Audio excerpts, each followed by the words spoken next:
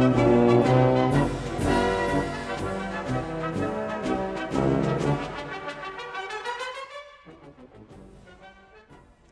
evening. My name is Susan Smerick, and I'm a member of the League of Women Voters of the Ann Arbor area. I welcome you to tonight's forum featuring candidates for the 5th Ward of the Ann Arbor City Council. The candidates will be on the ballot in the primary election on Tuesday, August 8th. We are broadcasting this evening from the studios of CTN of Ann Arbor. The League of Women Voters is pleased to be sponsoring these forums. The League is a nonpartisan grassroots organization that does not support candidates or parties. However, we do take stands on issues we've studied. One of the League's important goals is to assist voters in making informed choices at the polls, and thus we bring you tonight's program. The League wishes to acknowledge and thank Ann Arbor voters for their many questions. For this primary, we received 88 questions, more than we have ever received for our candidate forums. In addition, we wish to thank League members, CTN, the Civ City Initiative, and a group of Ann Arbor Pioneer High School students for spreading the word about contributing questions to these forums. We are very grateful, and we wish to applaud your civic engagement. Volunteers from the League of Women Voters are facilitating tonight's forum. Our moderator this evening is Jeffrey Smerick, who will explain the process from here. Thank you, Susan. And now it's my honor to introduce the 2 candidates for the Ann Arbor City Council from Ward 5, Mr. Chip Smith and Mr. David Silkworth. Thank you, candidates. The forum today will have this format. Each candidate will have an opening statement of up to 1 minute. Each candidate will have a closing statement of up to 2 minutes. In between, the moderator will ask the questions which came from the Ann Arbor community. Each candidate will have 90 seconds to respond to a question. At appropriate times, the timers will hold up their paddles with the amount of time remaining, and then finally a stop sign. Candidates, of course, please stop when indicated so that all have an equal opportunity to participate. The order of speaking was determined by a drawing before we began. Opening first will be David Silkworth, and first with the closing statement will also be Mr. David Silkworth. Our timers are today are League members Mona Waltz and Mike McGregor. Mr. Silkworth, we're ready for your opening statement. Good evening. I'm David Silkworth, and I'm running for the Ann Arbor City Council Ward 5 City Council seat in the August 8th Democratic primary. I'm running for City Council because I've spoken with a lot of Ward 5 voters who are very concerned with my opponent and his consistent record for voting for big developers and against residents and neighborhoods. Ward 5 voters have told me that they're very upset that my opponent, who calls himself a progressive Democrat, actually cast a vote to exclude them from having an opportunity to vote on a very important public policy issue. I'm a progressive Democrat, and if you elect me, I'll both listen to your concerns and be responsive and responsible in how I approach the issues. Please visit my website, votedavidsilkworth.org, or my Facebook page, David Silkworth for City Council, for more information about my campaign. I want to thank voters, the League, I want to thank the League for hosting and voters for watching this important event, and I look forward to spending time with you this evening. Thank you, Mr. Silkworth. And now your opening statement, Mr. Smith. Thank you. I'm 5th Ward Ann Arbor City Council member Chip Smith. I'm a Democrat, and I'm running for re-election in the August 8th Democratic primary. I'm an urban planner by trade. I'm a 22-year resident of the 5th Ward, but I'm perhaps most proud to be the husband of Courtney, the father of 2 wonderful girls, and the assistant coach of the Boss School Tigers first grade girls soccer team. I mention these things because Ann Arbor is a special place for me and for my family, as it is for most of you watching this evening. Keeping those things that make our city so great takes a lot of work. It takes working with those with different viewpoints. It takes building coalitions and consensus and keeping an open mind. In the end, it's about making sure Ann Arbor is special not only for current generations, but will be for future generations as well. And that's why I'm running for re-election. Been working hard to make sure Ann Arbor is wonderful for my future grandchildren as it is for me and my contemporaries. That's why I'm asking for your vote in the Democratic primary on August 8th. Thank you, candidates, for your opening statements. And now we go to the questions. Mr. Silkworth, you get the first question. Some have argued that creating more population density downtown is a positive. Since 2010, the number of residents in downtown Ann Arbor has more than doubled from 3,000 residents to 6,000. Population growth is projected to continue with thousands of more housing units planned or under construction. What is your position on the number and type of new housing units in the downtown area? Well, I'm greatly concerned that a lot of the housing that's been developed recently has actually removed our more affordable housing and put in housing that only a few can afford. I believe that having this additional density downtown will actually lead to urban sprawl. The only times in history when you create a dense urban core and you don't get sprawl are when there are either physical or legal barriers that prevent that. Unfortunately, neither of those exist in our city or around our city. And so I'm very concerned that by transforming our city and creating a very dense urban core, we're actually going to, perpetuate gentrification and create a city that is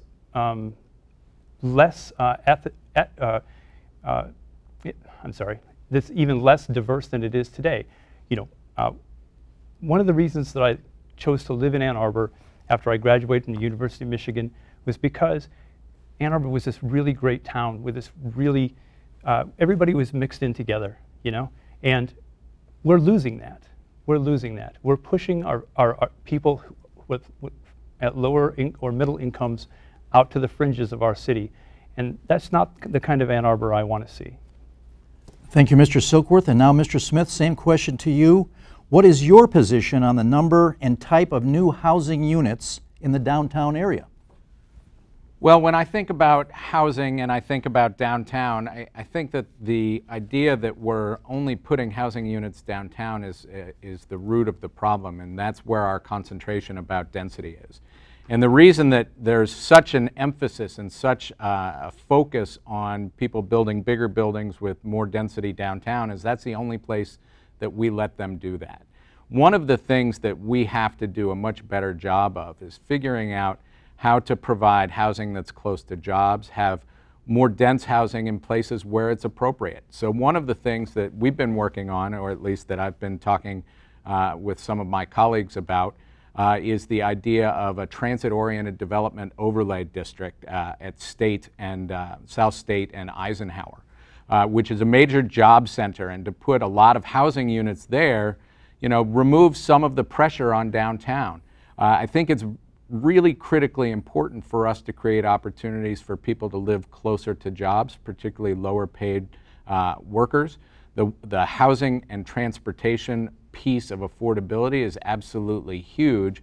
And when we're just talking about downtown, let's just realize that in the last 8 years, all of the buildings that have been built downtown, including the 2 dormitories, if you break those up into bedrooms, the number of units that we have added keeps pace with the university's increase in enrollment. It's not doing anything to address our housing issues.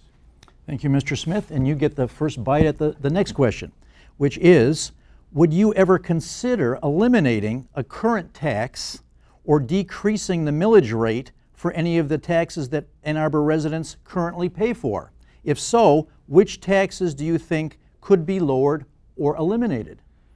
That's a good question. I think that what we have been talking about at the city for a long time is the possibility of a local income tax. And the way that our charter is set up, we can't have both a local income tax and a property tax. So we would have to ask the voters to pass a charter amendment to allow us to have those things. But I think the important part in looking at that is making sure that current residents here aren't hit for a higher tax rate than they're paying now, that they actually see a decrease. Because the goal of a local income tax is people call it a commuter tax for a reason. When we have 70,000 people that come to work here every day, and those people aren't contributing to our tax base at all in any meaningful way. They're not paying for the roads, they're not paying for the parks, they're using them just like everybody else is. That creates an imbalance. So it's a very tough thing to get that number right, but I think we owe it to the residents of the city to do the analysis and see if that is something that we can do, because we are the regional center in Washtenaw County, and if our residents are expected to support everything we need to do, we can't do it all through property taxes. Thank you, sir. Now, Mr. Silkworth, same question to you. Would you ever consider eliminating a current tax or decreasing the millage rate for any of the taxes that residents currently pay for? If so, which taxes do you think could be lowered or even eliminated? Well, I think that we have a real opportunity here let me say this. The city over the next few years has a very, we're going to be in deficit spending. We need to be very responsible about any talk of changing taxation. Last fall, there was actually a conversation at the city budget review where they talked about going to an income tax. And I'm not sure, but I don't believe that it went anywhere, so I'm not sure why we're talking about that tonight.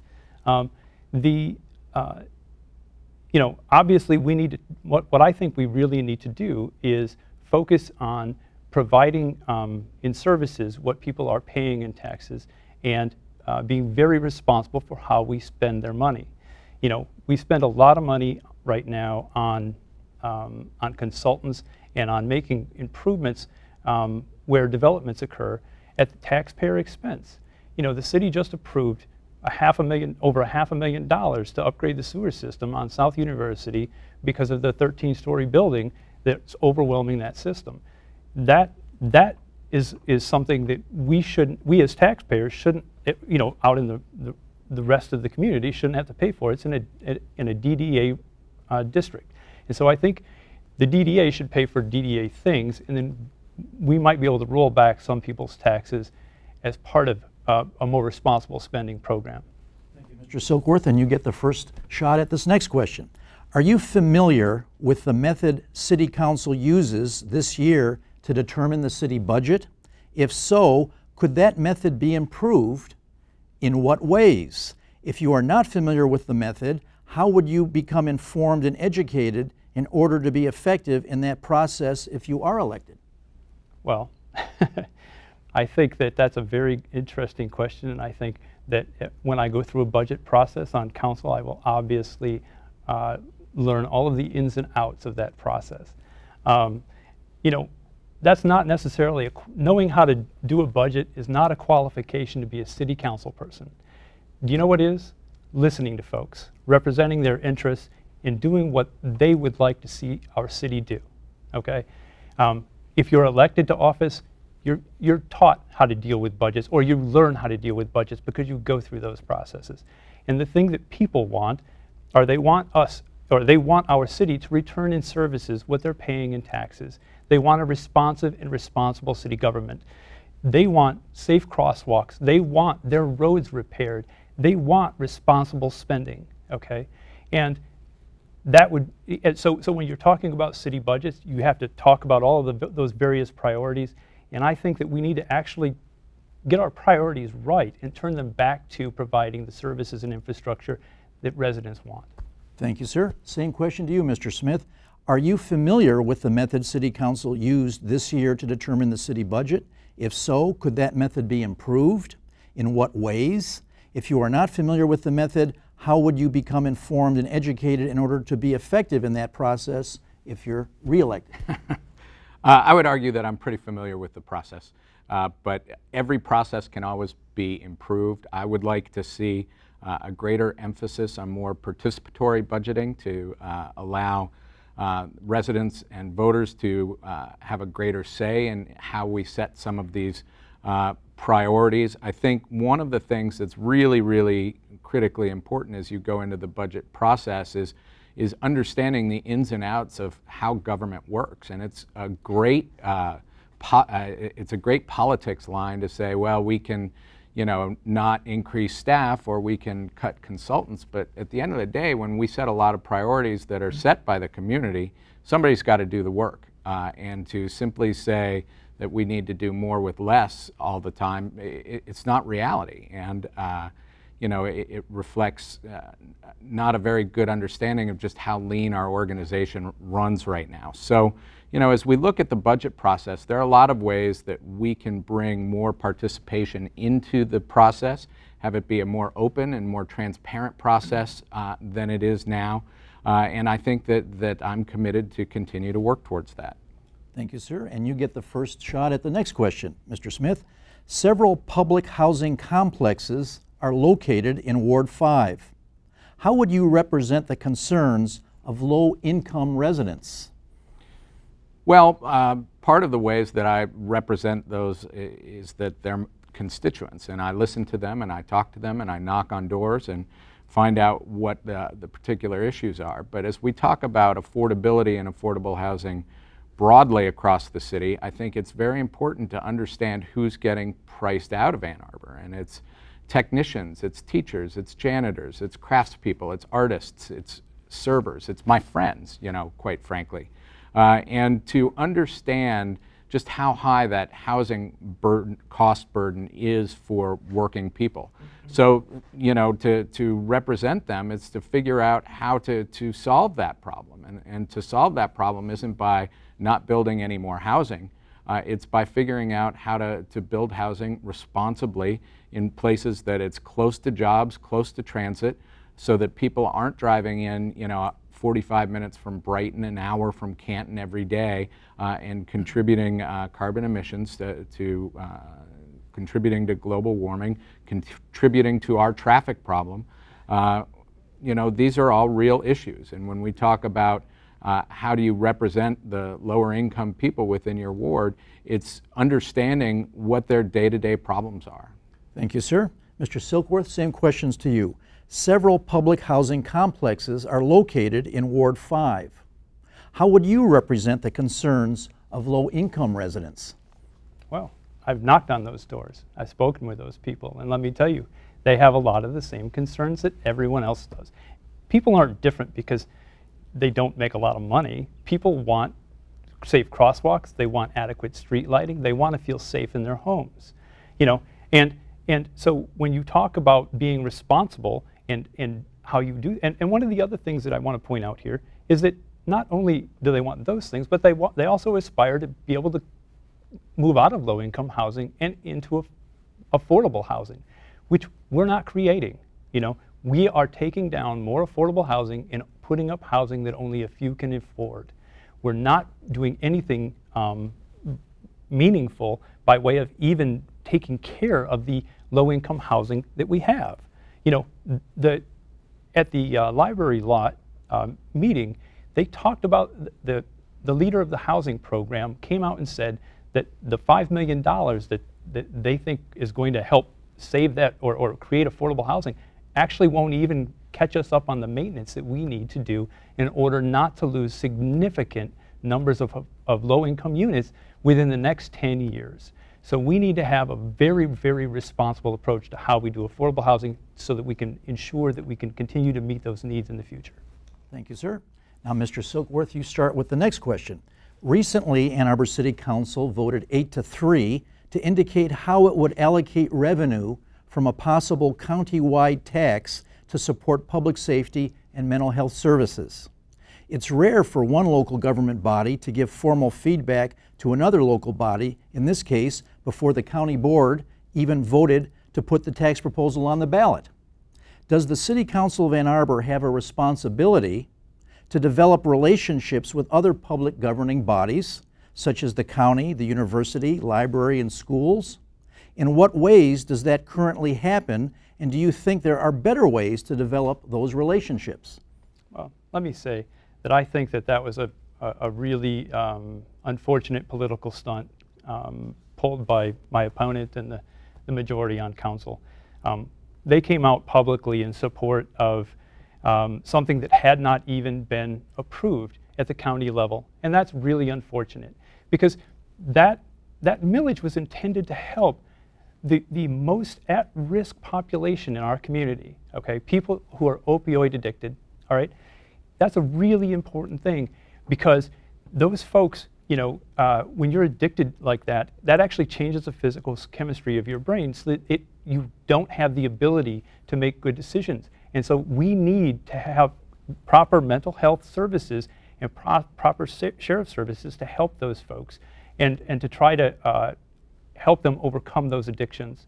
And it's unfortunate that my opponent, you know, wanted to I don't know, find funding for affordable housing or some other thing that hadn't even been approved yet. So I think that we need to be very responsible whenever and we need to respect the process for how governance is supposed to happen. That means they get the language right, they put it forward, and then after it's been approved by voters, we can start talking about how we'll spend proceeds in the normal budgetary process. Thank you, sir. Now, Mr. Smith, same questions to you. Does the City Council of Ann Arbor have a responsibility to develop relationships with other public governing bodies, such as the county, the university, library, and schools? In what ways does that currently happen, and do you think there are better ways to develop those relationships? I think absolutely we have a responsibility to do that. I think this discussion on the county millage language between City Council and members of the Board of Commissioners was completely responsible, and it's what we should be doing. We should be having discussions about issues that affect us that are decided by other governmental agencies. You know, we should have a better relationship with the Board of Regents so that when decisions are made on campus that have direct impact on the city, we have the ability to influence those decisions. I would point out that on an issue like regional transit, we absolutely have to be talking to our neighbors and influencing decisions that they make. You know, the Regional Transit Authority millage failed, and it failed because of Macomb County. It passed overwhelmingly in Washtenaw County and in Wayne County. We should be continuing the dialogue, Ann Arbor, Washtenaw County, Wayne County, and the city of Detroit, to figure out how to run a commuter rail line. You know, it is our responsibility because we are not an island unto ourselves. We are impacted by these people, the other boards and commissions and other elected bodies that make decisions that affect us. So it's completely responsible to reach out to try and help shape some of what comes out of those bodies and to indicate what's important to us. Thank you, Mr. Smith. And you get the first shot at the next question. What is your view of the current city funding model and process for public art? Would you recommend any changes? If so, what would they be? You know, I think that the model that we're at, that we've arrived at, is, you know, the result of years and years of back and forth and trying to figure out how to do this. I think the most responsible way to bake public art into our city is to look at our capital improvement plan and find out where there's opportunity to do these things and where and how that money can be included in those capital project budgets. I think that that's the model that we're working toward. I know that the Public Art Commission works and reviews the capital improvement plan to look for opportunities for these projects. Not every project, obviously, is appropriate for public art, but there are higher profile projects where we should be baking the stuff into that. Now, the level of expenditure and how we decide on what the art is, you know, I think that we still have to work on a better and more transparent process for that. But I think that a city without public art is a city without whimsy and without joy and without creativity. And if everything is just, we can only afford to have a blank wall, or we can only afford to have a parking deck with brick and not with any art, you know, I think that says a lot about who we are, and that's not who we are in Ann Arbor. Thank you, sir. Mr. Silkworth, same questions to you, sir. What is your view of the current city funding model and process for public art? Would you recommend any changes? If so, what would they be? Well, I'll be honest, I'm not familiar with that particular model, and you know, but I do know that the city does frequently approve the spending resources on public art, and you know, for me, it's about priorities. You know, everybody likes public art. You know, it's nice, But what we like more are, properly maintained and repaired roads, our safe crosswalks, our adequately lit, adequate street lighting for our neighborhoods. I mean, it's about a sense of priorities. I love art, it's great, but when we have so many other really urgent needs right now because of different spending platforms that have been taken, I think we need to get our priorities straight. We need to focus on essential services and basic infrastructure. Let's get back to basics. Let's get our city improved, and then we can think about expanding into public art and other things as people want. Thank you, sir, and thank you, candidates, for answering those questions. That brings us now to our closing statements. And Mr. Silkworth, you begin with your closing statement of 2 minutes. Good evening. So I'm a progressive Democrat, and I'm running for city council because I've heard so many people in my ward who are so very concerned about what's happening to our city. They feel like they're being left out of the process. And my opponent, well, he actually did vote to keep them out of the process on the library lot. He did cast that vote that excluded them from having an opportunity to participate at the ballot box on the library lot issue last fall. And that's 2,000 Ward 5 voters, They wanted to be heard there. You should have listened. I would have. And I will always listen when thousands of people raise their hand and ask to be counted. This isn't rocket science.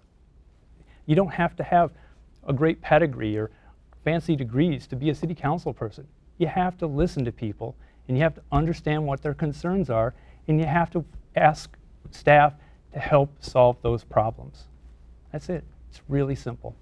So anyway, please visit my website, votedavidsilkworth.org, and my Facebook page, David Silkworth for City Council, for more information about my campaign. And I want to thank voters for watching this and for the League for hosting it. And everyone have a great night. Thank you, Mr. Silkworth. And now, Mr. Smith, your closing statement. 2 years ago, I ran for City Council to bring more engaged and forward-thinking leadership to City Hall. I pledged to make government work better for the citizens of Ann Arbor, and that's exactly what I've done. During my tenure, I've been responsible for more than 40 adopted resolutions and pieces of legislation. On my watch, I helped to lead the fight to strengthen the 1,4-dioxane standard to keep our drinking water safe and to get the city into court to work for a real cleanup of the Gelman plume. I've helped to enact a vulnerable road user ordinance. I've helped to expand local funding for street, sidewalk, bicycle, and crosswalk improvements. And I've helped to commit to the Paris Climate Accord's carbon emission goals. I'm also engaged with residents. I'm always willing to meet with folks to discuss any issue facing the city. I host monthly coffee hours and try and personally respond to residents' concerns. Providing information to folks so they can solve problems and advocate for positions is a huge part of being an elected official, and one I'm good at. I'm running for re-election to make sure Ann Arbor is a remarkable place for everyone. To do this, we need to address affordability. We need to continue to improve the provision of basic services. We need to keep working on making our transportation network safe and accessible for everybody. And we need to look forward and fund programs that reduce our emissions and mitigate the impacts of climate change. To do these things, we need responsible development. Responsible development allows folks to live closer to their jobs, especially lower-wage workers. It's affordable. It responds to the context of its surroundings.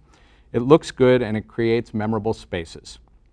We need responsible development if we're going to address affordability in Ann Arbor, if we're going to reduce our carbon emissions, and especially if we're serious about housing equity.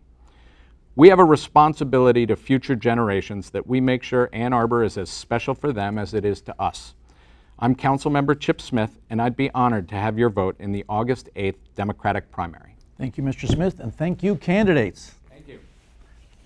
Thank you, candidates, for participating in tonight's forum, and to CTN for making the program possible.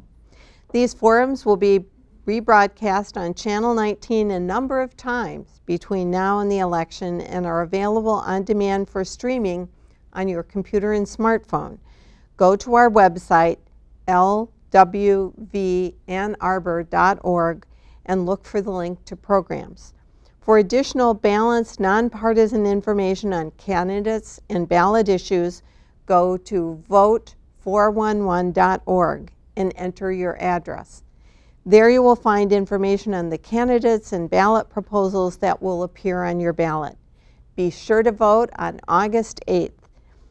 Good night.